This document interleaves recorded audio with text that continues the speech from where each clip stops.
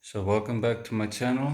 I'm John Wolf on the K20Z2 Turbo Civic build. So just to mention a couple of changes that took place while I haven't been posting. I've been busy at work a lot and having little time to finish the build. So a few things that changed, if you guys have noticed, the boost pipes changed. That there was a aluminium one in the middle that's coming from the compressor. I made it the silicone hose one because you have the gear links at the bottom there, and it started chafing. The gears didn't go in nicely. Then just to top it off, got the nice iVTEC turbo badge. I'm gonna have to remove this cover because today's video is based on the fuel return setup for a K20 Civic. Not necessarily just for K20 Civics, but because I also haven't seen someone post a proper video. Maybe that I've missed, I don't know, but from a lot of the ones I've looked at, I didn't find a proper video explaining how to go about setting up a fuel return system. So here's what it's about. First of all, before we get to these bits and pieces, please do make sure your fuel rail you installed have its inlet and at least a secondary outlet. For my sake, I have one at the center bottom as well, but I'm gonna stick to across the rail, the fuel pressure. So you would have to upgrade your fuel rail. Yes, I have the K series. That's also a billet aluminium fuel rail I got from K Motor. You guys can order it there. I'll include the link in the description. So here are a few things you're gonna need for a fuel return setup. One, beginning by the most important one, you're gonna have to have an adjustable fuel pressure regulator. An adjustable meaning you can adjust the pressure of the fuel by either unscrewing this or you undo the nut and then either unscrewing it or screwing it a bit. It raises and lowers the pressure. In my case, mine is 160 psi, 11 bar.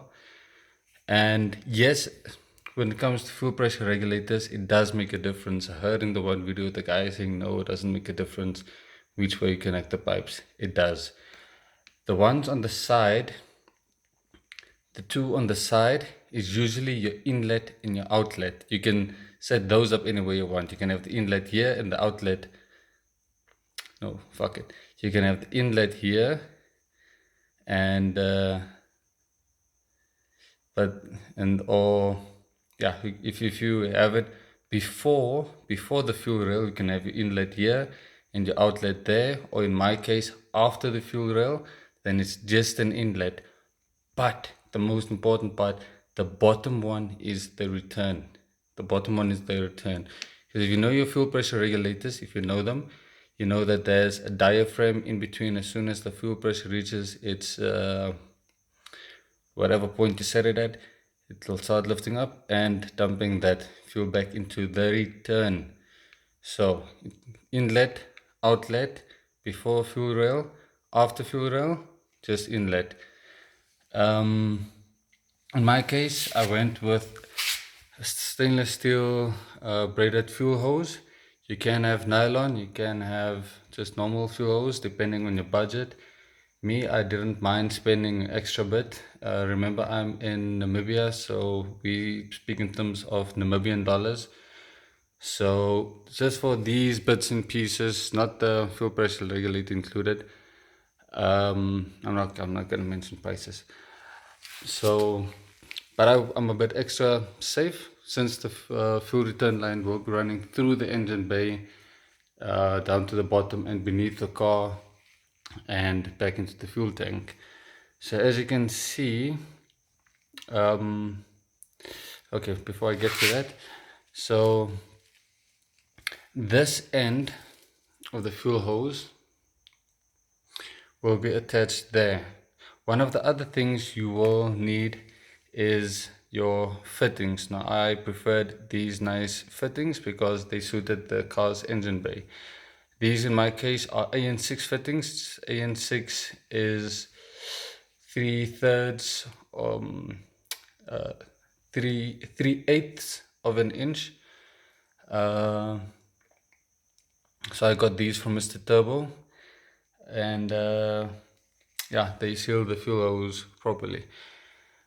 Get the fittings, and from there, the fuel rail, let me start here. The fuel rail will feed to the pressure regulator here. I'll be attaching this other fitting here. This is a reduction I had to get from our local hardware store, a 1/2 inch, meaning an AN8 fitting reduction to a AN6 3/8 of an inch fitting. I can see if I can take it off with one hand. Nope, I already seem to have tightened it a little bit. So that's a reduction, and then this fitting went on 0 degrees right up there, straight to the fuel pressure regulator. From there, return line back into the tank. Back to the tank setup. I clamped this hose. It's not going to be visible much like in the engine bay. Then I'll be having it to a 90 degree. Another fitting you'll need, and a bulk end fitting, meaning it will go through something, meaning it'll go through the tank cover, because how else are you going to return fuel to the tank? So that'll have to go through, a nut to seal it off on the inside, and then another 0 degree fitting. This can be your normal hose fittings for pipe to go over. Now the return pipe hose that's going back into the tank needs to be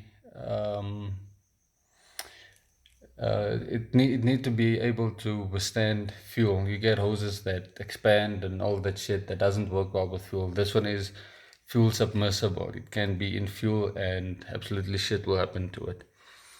An extra addition I got was epoxy resin. So once the bulk end fitting goes through the tank lid, I'm just gonna seal it off on the top, so to make sure that there's no leaks of any sort. Even if I have a rubber at the bottom, I'm still gonna seal up this baby properly. A few extra things you might need is these types of hose clamps, just to keep the hose nice and tidy once it's at the car's undercarriage. So this is a nice extra bit to have. Remember to keep the build nice and clean. It's not a sketchy job. Anyway, fuck that. And then you'll need silicone hose for the vacuum line. The vacuum line will be attaching to this end of the fuel pressure regulator, and that you can tap into, maybe with a T, into a vacuum source on the car. So I'll in the next video I'll show you guys how we're gonna set this up in the Civic. So just to give you guys a rough idea, this is what I'll be going with. My fuel return line. Okay, there you can see that's an AN8 fitting for the fuel rail. That's why I had to get the reduction. That's why I had to get the reduction for the AN8 to the AN6. Just give me a second. So you want your fuel pressure regulator to be most probably in an upright position. If it's skew, there might be some the fuel pressure might not return properly. So you want it in a nice upright position, get a suitable place in the engine bay. So there you guys can see, put it this way, it's a very short path which the feed from the fuel rail will feed into the fuel pressure regulator. And then at the bottom, that will be the return. It will be running, that will be the return. It will be running, in my case, just above the intake manifold, but beneath my fuel rail, and then it will meet up with the feed line for the fuel rail, and it'll follow the same path back to the fuel tank. So that's going to be my setup. It's going to be roughly looking something like this, with a fuel pressure regulator there. The other metal bits and pieces you saw, those ones on the far left, it's just going to be brackets. Tomorrow I'll just be screwing them at the back of the fuel pressure regulator, drilling a hole right about here, and then mounting it so that the fuel pressure regulator is held up stable. So stay posted for part 2. I'll keep you guys updated on how the build goes tomorrow. And as always, like and subscribe to my channel. I'm John Wolf, here for the K20Z2, guys. We are still boosting people. The K20Z2 engine is not as bad as people think. It's the real underdog, but we're still making power. So it's all about that boost. If you like boost, people, like and subscribe to my channel. And peace out.